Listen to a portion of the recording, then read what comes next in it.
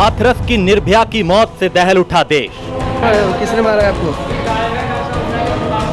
हाँ?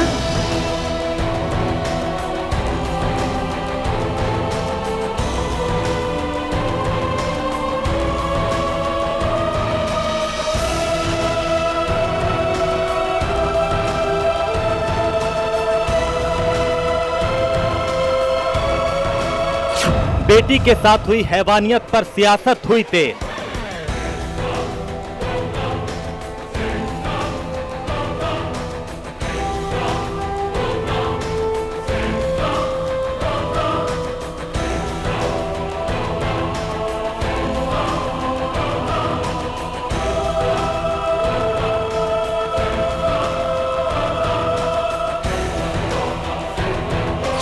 रीढ़ की तोड़ी हड्डी, गर्दन पर किए अनगिनत वार।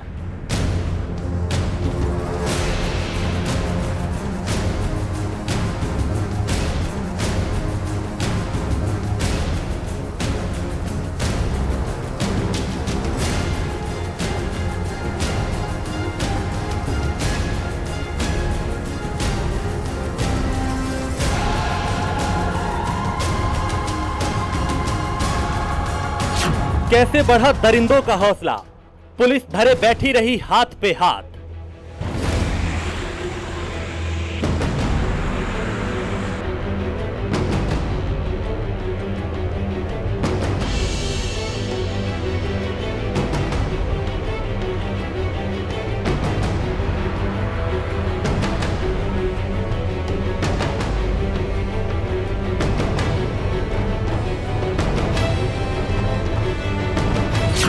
फांसी मिले दरिंदों को, बेटी को इंसाफ दिलाओ सरकार।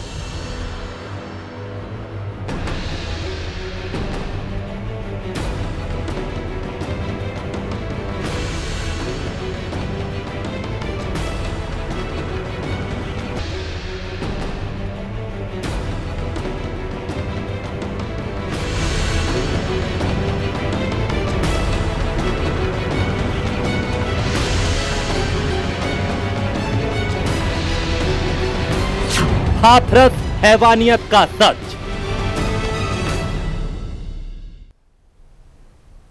नमस्कार, स्पेशल रिपोर्ट में आपका स्वागत है। मैं हूं राजेश कुमार। 14 सितंबर को हैवानियत की शिकार हुई हाथरस की निर्भया 15 दिन बाद जिंदगी से जंग हार गई। हाथरस की बेटी इन 15 दिनों में जिंदगी और मौत से जूझती रही। इस बेटी की मौत को लेकर कई सवाल अब उठने लगे हैं, जिसकी जद में हाथरस का पुलिस महकमा भी है। जी हां, बेटी के परिजनों का आरोप है कि जब वो पुलिस के पास एफआईआर लिखवाने के लिए पहुंचे तो उनकी एफआईआर लिखने की बजाय कई दिन तक पुलिस उन्हें इधर उधर टहलाती रही। आखिर ऐसा क्यों कि हमारी सुरक्षा की जिम्मेदारी लेने वाली पुलिस ही अगर पक्षपात पर उतारू हो जाए तो जनता का क्या होगा।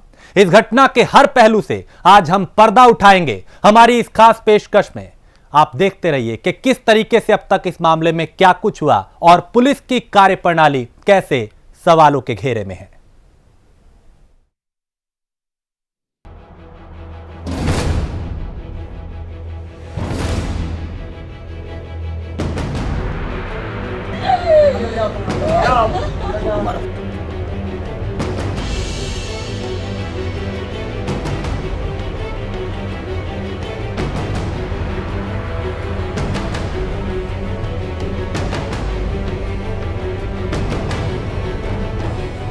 तारीख 14 सितंबर 2020।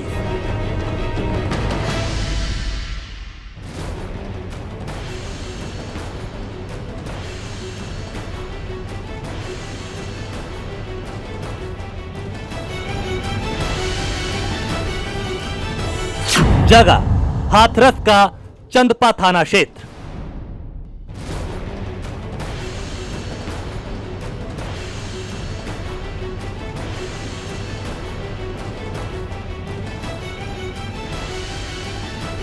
ये वो तारीख है जिस दिन हाथरस के एक गांव में कुछ दरिंदों ने एक 19 साल की बेटी के साथ दरिंदगी की सारी हदें पार कर दी। दिन दहाड़े उस बेटी को जबरन खेत में खींच उसके साथ हैवानियत की।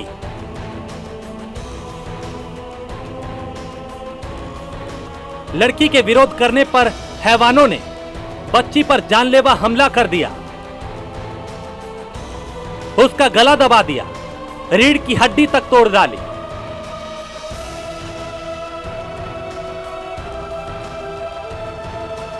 जी हां, यही वो 4 वहशी दरिंदे हैं जिन्होंने इस दरिंदगी को अंजाम दिया, जिसमें पहला दरिंदा है संदीप, दूसरे का नाम है लवकुश, तीसरा दरिंदा रामकुमार उर्फ रामू और चौथे दरिंदे का नाम रवि है। इन चारों दरिंदों ने मिलकर 14 सितंबर को जिस बेटी के साथ हैवानियत की और दरिंदगी की सारी हदें पार कर दी। दरअसल गांव में रहने वाले एक दलित परिवार की मां, बेटी और बड़ा बेटा खेत में घास काट रहे थे। घास काटते काटते एक गठरी घास कट चुकी थी। मां ने बेटे से कहा कि अब कटे हुए इस घास को तू घर ले जा, बाकी का बचा हुआ घास काट कर मैं और तेरी बहन लेकर आ रहे हैं। बेटा घास की गठरी को लेकर घर चला गया, जिसके बाद मां और बेटी बचा घास काटने लगे। घास काटते वक्त बेटी और मां में कुछ दूरी का फासला हो गया, लेकिन मां और बेटी एक दूसरे को देख पा रही थी। कुछ देर बाद बेटी दिखाई नहीं दी, तो मां ने सोचा कि शायद घास काटते काटते वो दूसरी तरफ चली गई, जिस वजह से दिखाई नहीं दे रही। इतना सोचकर मां फिर घास काटने लगी। काफी देर बाद भी बेटी का कोई अता पता नहीं चल पाया। मां को चिंता हुई तो उसने बेटी की तलाश शुरू की। तलाश करते करते वो पास के बाजरे के खेत में जा पहुंची, जहां उसने देखा कि बेटी बुरी तरह से जख्मी होकर जमीन पर पड़ी है। मां ने आनन फानन में बेटी को उठाया, कुछ लोगों की मदद के लिए बुलाया और बेटी को अस्पताल लेकर पहुंची। बेटी के गले पर बुरी तरह दबाए जाने के निशान थे, जीभ भी कटी हुई थी, जिस वजह से वो सही ढंग से बोल नहीं पा रही थी। आगे डॉक्टर्स की जांच में पता चला कि बेटी की रीढ़ की हड्डी भी टूटी हुई है। होश में आने के बाद बेटी ने इशारों में अपनी पूरी आपबीती परिजनों को बताई। क्या हुआ? किसने मारा है आपको? हाँ? किसने? और अच्छा, किस बात को लेकर? कोई बात नहीं, अपने घास से ले गए थे। फिर अब मैं ले रही थी तो वो अंदर ले गया मुझे और गला दबा दिया।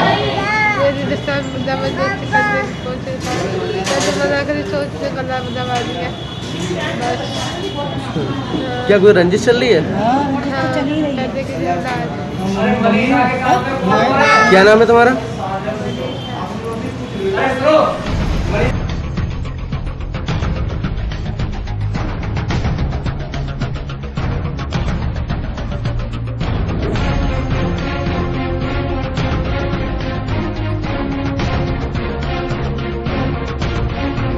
हाथरस की निर्भया की मौत से दहल उठा देश। किसने मारा है आपको?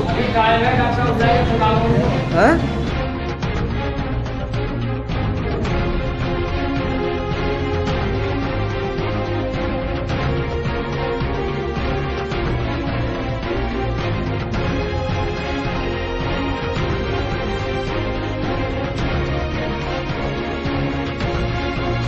बेटी ने अपने बयान में बताया कि गांव में ही रहने वाला संदीप नाम का युवक उसे जबरन खेत में खींच कर ले गया और जबरदस्ती की कोशिश करने लगा। बेटी के विरोध करने पर गुस्साए संदीप ने उसका गला दबा दिया और फिर उसके ऊपर जानलेवा हमला कर दिया, जिसमें उस बेटी की रीढ़ की हड्डी तक टूट गई। प्राइम न्यूज से बात करते हुए बेटी के भाई ने पूरी घटना के बारे में बताया।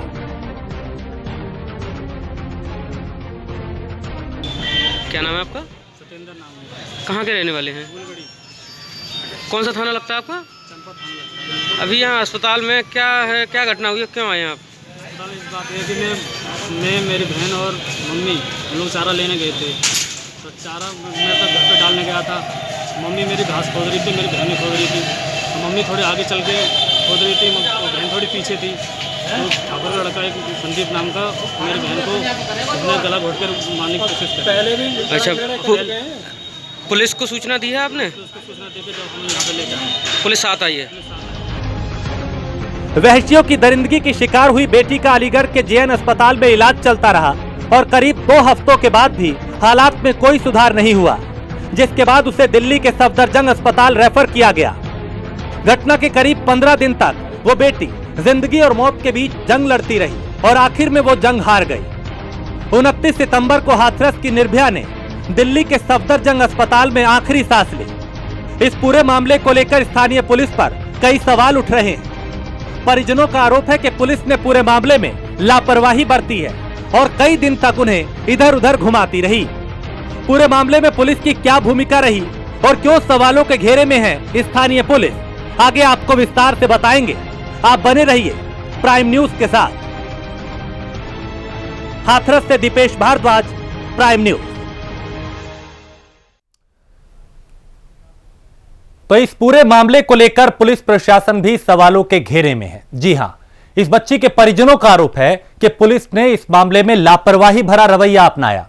इतनी दरिंदगी के बाद भी पुलिस ने सिर्फ छेड़खानी के आरोप में मामला दर्ज किया, लेकिन पुलिस इस पूरी घटना पर मिट्टी डालती नजर आई।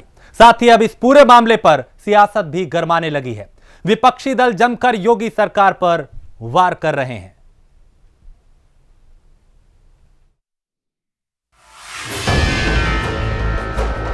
इस पूरे मामले को लेकर हाथरस की निर्भया के परिजनों ने पुलिस प्रशासन पर आरोप लगाया कि पुलिस की तरफ से लापरवाही बरती गई। दरिंदगी की सारी हदें पार करने के बाद भी पुलिस ने सिर्फ छेड़खानी की ही धाराओं में केस दर्ज किया। उत्तर प्रदेश में कानून व्यवस्था कितनी लचर है, इसका अंदाजा रोजाना हो रही घटनाओं से पता लगाया जा सकता है। हाथरस की ये घटना 14 सितंबर की है, लेकिन आज इस पूरे मामले ने तूल पकड़ लिया क्योंकि गैंगरेप पीड़िता अब हमारे बीच नहीं रही है।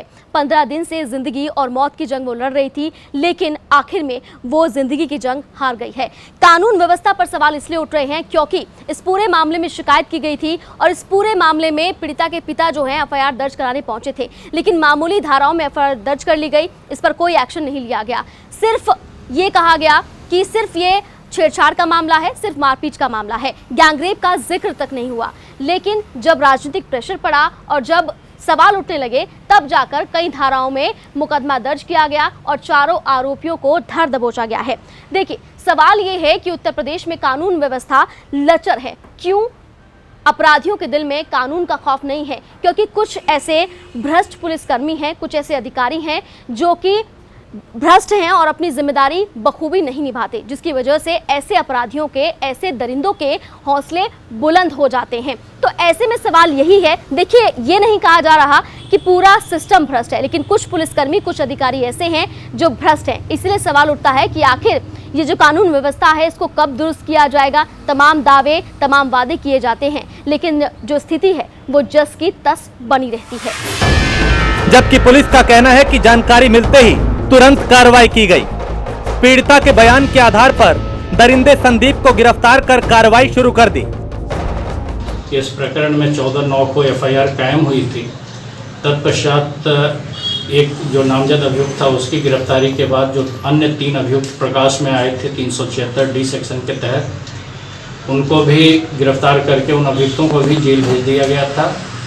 शासन द्वारा जो निर्धारित सहायता धनराशि थी उसकी प्रथम किस्त जो एफआईआर कायम होने पे दी जाती है 4,12,500 रुपये की, वो धनराशि भी मृतका के परिवार वालों के अकाउंट में क्रेडिट करा दिया गया। मृतका के कहाँ चोटें आई थी?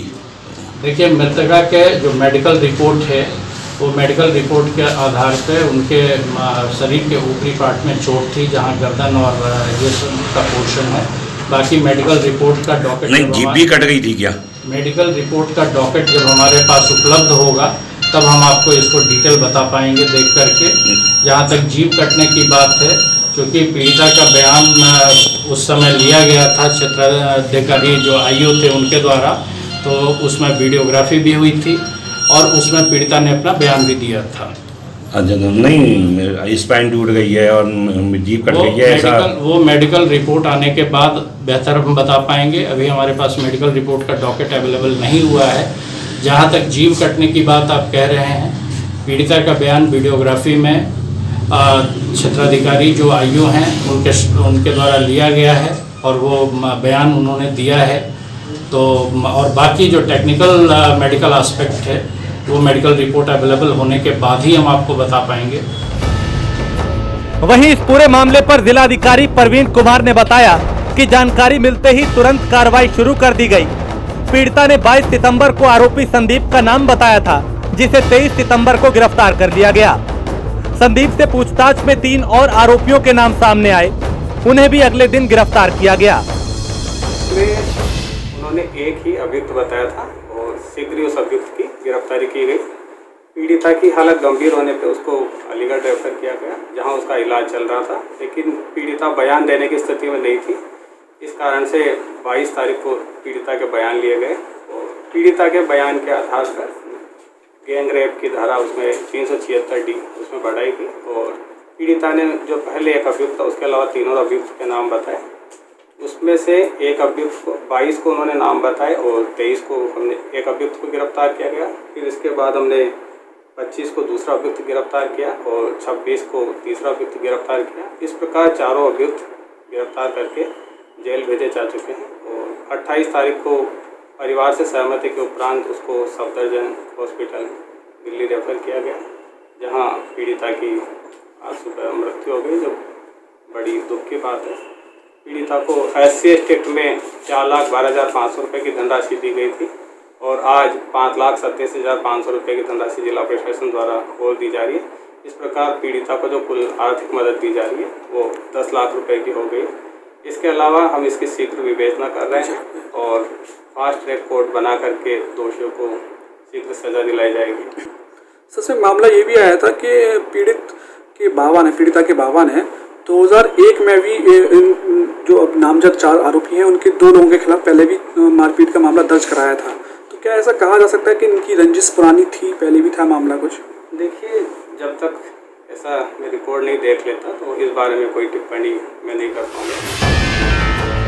हालांकि अब इस पूरे मामले पर सियासत भी गरमाने लगी है। विपक्ष लगातार योगी सरकार पर हमला करते हुए दिखाई दे रहा है, जिसे लेकर जगह जगह प्रदर्शन भी शुरू हो गया। बीएसपी सुप्रीमो मायावती ने इस पूरी घटना पर ट्वीट करते हुए लिखा, यूपी के जिला हाथरस में गैंगरेप के बाद दलित पीड़िता की आज हुई मौत की खबर अति दुखद है। सरकार पीड़ित परिवार की हर संभव सहायता करे और फास्ट ट्रैक कोर्ट में मुकदमा चलाकर अपराधियों को जल्द सजा सुनिश्चित करे। वहीं समाजवादी पार्टी के अध्यक्ष अखिलेश यादव ने भी ट्वीट किया और लिखा, हाथरस की गैंगरेप एवं दरिंदगी की शिकार एक बेबस दलित बेटी ने आखिरकार दम तोड़ दिया। नम आंखों से पुष्पांजलि। आज की असंवेदनशील सत्ता से अब कोई उम्मीद नहीं बची। कांग्रेस पार्टी की महासचिव प्रियंका गांधी वाड्रा ने ट्वीट कर कहा, हाथरस में हैवानियत झेलने वाली दलित बच्ची ने सफदरजंग अस्पताल में दम तोड़ दिया। 2 हफ्ते तक वो अस्पताल में जिंदगी और मौत से जूझती रही। हाथरस, शाहजहांपुर और गोरखपुर में एक के बाद एक रेप की घटनाओं ने राज्य को हिला दिया। यूपी में कानून व्यवस्था हद से ज्यादा बिगड़ चुकी है। महिलाओं की सुरक्षा का नामो निशान नहीं है। अपराधी खुलेआम अपराध कर रहे हैं। इतना ही नहीं, आम आदमी पार्टी के सांसद संजय सिंह ने प्रेस कॉन्फ्रेंस कर योगी सरकार पर जमकर हमला बोला। संजय सिंह ने उत्तर प्रदेश में जंगल राज तक बता डाला। आपको क्यों कह रहा हूं कि बलात्कारियों को संरक्षण दे रही योगी सरकार? इसीलिए कह रहा हूं कि पहले सिर्फ एक अपराधी पे मुकदमा हुआ, उस पे भी 376 नहीं लगाया गया, बलात्कार की धारा नहीं लगाई गई। बाद में जब मीडिया में मामला ज्यादा उठा तो उस पे फिर बलात्कार की धारा लगाई गई, गैंगरेप लगाया गया और उसका इलाज अलीगढ़ में हुआ। और जब उसकी हालत बहुत बिगड़ गई तो औपचारिकता पूरी करने के लिए उसको दिल्ली भेजा गया।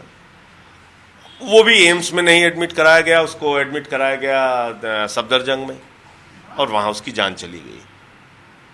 तो ये एक संवेदनहीन और एक क्रूर व्यवस्था उत्तर प्रदेश के अंदर, क्रूर सरकार चल रही है, जिसको बच्चियों की सुरक्षा से कोई लेना देना नहीं है, आम आदमियों की सुरक्षा से कोई लेना देना नहीं है। लोग मरते हैं मरते रहें, लूट हो, अपहरण हो, बलात्कार हो, हत्या हो, इस सरकार से कोई लेना नहीं। भीम आर्मी के चीफ चंद्रशेखर आजाद ने भी अपनी पार्टी कार्यकर्ताओं के साथ सफदरजंग अस्पताल के बाहर प्रदर्शन किया, साथ ही आरोपियों को फांसी देने की मांग की। हमारे साथ बात करने के लिए भीम आर्मी के चीफ चंद्रशेखर आज़ाद जी हैं। चंद्रशेखर जी, बहुत ही दुखद घटना हुई 15 दिन पहले, किस दरिंदगी के साथ उस लड़की के साथ रेप हुआ, उसे मारा गया और आज 15 दिन बाद उसने दम तोड़ दिया। आप यहाँ पर आए हैं सफदरजंग में, क्या मांगे आपकी? दम नहीं तोड़ा है यार, शेरनी थी वो, हमारे समाज की लड़ी है। 4-4 हत्यारों ने, 4-4 दरिंदों ने उसके साथ दरिंदगी की, उसका गला घोट दिया, उसके हाथ तोड़ दिया, उसका पैर तोड़ दिया, उसकी रीढ़ की हड्डी तोड़ दी, उसकी जबान काट ली। 14-15 दिन तक वो मौत से लड़ती रही। यहाँ आई, इन लोगों ने उसकी हत्या कर दी सरकार के इशारे पे कि कल वो चीख चीख के न्याय ना मांगे, उसकी न्याय की आवाज़ कमज़ोर पड़ जाए। उसके भाई जिंदा, उसकी न्याय की आवाज़ कमज़ोर नहीं पड़ेगी, उसकी न्याय की आवाज़ तब कमज़ोर पड़ेगी जब हम लोग मर जाएंगे। ये राजनीतिक हत्या है। वो बच्ची लड़ रही थी, कल उत्तर प्रदेश पुलिस उसको लेके आई। हमने एम्स की मांग की थी, क्या एम्स में दलितों के लिए जगह नहीं है? अगर वो भारत की बेटी थी तो 14-15 दिन में अब तक आवाज़ क्यों नहीं उठी? वो सिर्फ दलित की बेटी थी इसलिए जो है आवाज़ नहीं उठी। आज हम यहाँ लड़ रहे हैं। पोस्टमार्टम नहीं होता है, डीजीपी बयान दे देते हैं, ट्वीट कर देते हैं कि रेप नहीं हुआ है। मैं सब समझता हूँ, 14 तारीख की घटना 22 तारीख में जो है मेडिकल होता, मैं सब समझता हूँ किस तरह से अपराधियों को बचाया जा रहा है। आज ही के दिन खैरलांजी कांड हुआ था 29 सितंबर 2006 को। जब बाद में पूरा मामला खोला गया तो तमाम लोगों ने गवाही देके बताया कि सामूहिक रेप हुआ था। और पुलिस की रिपोर्ट में, पुलिस ने रिपोर्ट भी नहीं लिखी, डॉक्टर्स ने मेडिकल में रेप की पुष्टि भी नहीं की। हम जानते हैं कि हमारे साथ किस तरह से भेदभाव होता है और किस तरह से हमें जो है बेवकूफ़ बनाया जाता है। उत्तर प्रदेश में जंगल राज चल रहा है। हम अपनी बहनों की हत्याएं, बलात्कार नहीं होने देंगे, हम लड़ेंगे। कल किसी मनीषा के साथ ना हो, किसी भी समाज की, इसलिए हम यहाँ खड़े हैं। तो आपका ये आंदोलन कब तक जारी रहेगा? जब तक न्याय नहीं होगा। हमारी मांगे फास्ट ट्रैक कोर्ट में मुकदमा चल के इनको फांसी हो, इस पूरी घटना की सीबीआई जांच हो, दोषी अधिकारियों पे, डॉक्टर्स पे कार्रवाई की जाए, सेक्शन 4 का मुकदमा दर्ज, पीड़ित परिवार को सुरक्षा दी जाए, उनको एक सरकारी आवास दिया जाए कि उस न्याय की लड़ाई को लड़ें, और लोगों पे, अपराधियों पे इसका प्रभाव जाए और जब उनको सजा मिलेगी। 1 करोड़ रुपए का मुआवजा, सरकारी नौकरी, कि पीड़ित परिवार अपना जीवन यापन कर सके। अगर हमारी मांग नहीं मानी जाएगी, अगर योगी में जरा सी शर्म हो तो इनकी घोषणा करें और नहीं करते हैं। ये मेरे लिए नहीं है घोषणा, उस पीड़ित परिवार के लिए है जिसके लिए आज पूरा देश लड़ रहा है। और नहीं करते तो शर्म करके कुर्सी से इस्तीफा दे दें। वो न्याय नहीं कर सकते, उनमें छल है, वो जाति बिरादरी की बात करते हैं, जाति देख के न्याय करते हैं। ऐसे व्यक्ति से हमें उम्मीद नहीं है। बहरहाल सरकार की तरफ से बेटी के परिजनों को करीब 10 लाख का मुआवजा दिया गया, लेकिन सवाल अब भी जस का तस बना हुआ है कि इन 10 लाख रुपए से उस बेटी और परिजनों की पीड़ा कम नहीं होगी। अब भी बेटी के परिजनों को आस है तो न्याय की। हाथरस से दीपेश भारद्वाज, प्राइम न्यूज।